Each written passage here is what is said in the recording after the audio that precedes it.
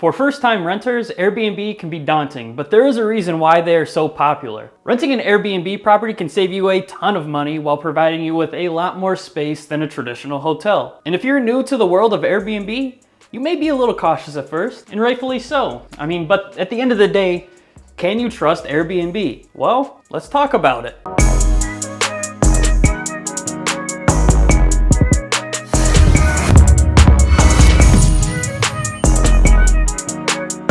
Hey everyone, it's Troy from Floaterly.com, and today we're going to answer the question, is Airbnb trustworthy? And to give you a flat upfront answer, yes, Airbnb as a company is trustworthy, and they put a lot of effort into making sure their property owners are ethical and provide safe hospitality to travelers. And because this video is designed for people who have never gone the Airbnb route, let me give you a rundown of what you can expect as well as things to watch out for. If you're like a lot of people, you have most likely used hotels as your choice of lodging whenever you have traveled. And the thought of renting out someone's home, and especially just a room inside someone else's home while they're still living there, can come off as a bit, uneasy, a little sketchy maybe. See, the great thing about hotels is that they are consistent. Almost every hotel is going to provide you with, at least at the base level, the same experience. Airbnbs, on the other hand, vary from home to home. Owners set their own rules, they have their own procedures, and each property is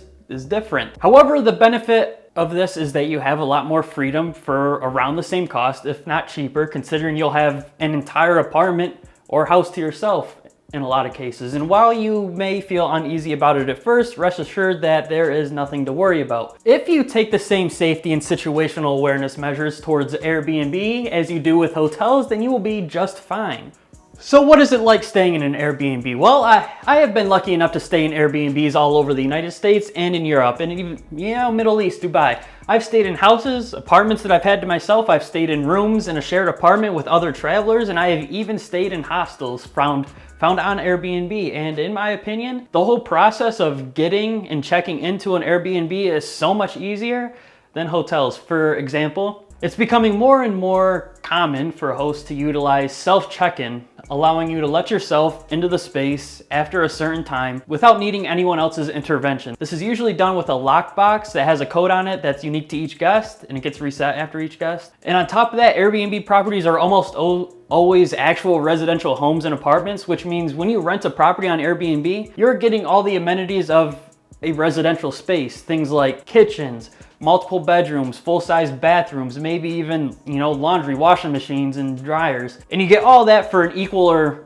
honestly, in most cases, lesser price than a hotel room. And probably the best part of it all is, since that they are residential properties, they are almost always located in ideal parts of towns, near attractions or city centers or public transportation, bus stops, things like that. So this is all sounding great, but what can you do to ensure you're getting a good, safe place to stay? Well, first is to go off of reviews. I won't rent a property that is less than 4.5 stars. And I know that seems like a really strict criteria. However, it's not all that common to see less than 5-star reviews from guests. Occasionally you'll get that person that leaves a 4-star or 3-star because they're like super picky and they don't really know how Airbnb works yet. Like the first time that I ever stayed in an Airbnb, I rated it 4 stars, even though it was more than deserving of a 5-star rating. But I was so used to hotels and stuff where you rate it lower because, one simple thing was awry. Which is why I will read multiple reviews from previous guests to see what their experience was. Things like, was the neighborhood safe? Was the property itself well maintained and accurate to its listing? And keep your eye out for superhosts. Superhost is a designation assigned by Airbnb to hosts that have a proven track record of excellent service. Properties owned by superhosts will have a unique little icon next to their name, so they are pretty easy to spot on the Airbnb website or the app or whatever you use. Another tip is to sweep the home once you arrive. And not sweep as in, with a broom, but as in to look around to make sure there are no hidden cameras or recording devices. It is very rare that you'll actually ever find something like that, but it has happened before. So, it is worth mentioning. It only takes a couple minutes and, yeah. I'll be making a video in the future about one of my Airbnb experiences. It's about an experience where the host and I got into an altercation verbally due to false advertisement on the listing.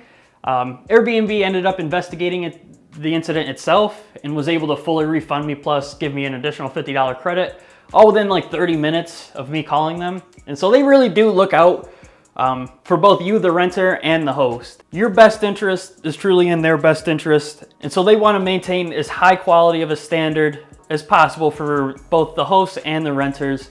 It just makes everyone's life easier, and it really establishes them as an authority in the short-term rental market. And so really that's all I got for you on this one. If you enjoyed the video, I'd appreciate it if you went down, subscribed, hit that bell icon for notifications whenever I upload, as well as leaving a like and sharing this video with friends, particularly friends that you plan on getting an Airbnb with in the future. And with all that being said, thank you guys for stopping by, and I'll see you in the next one.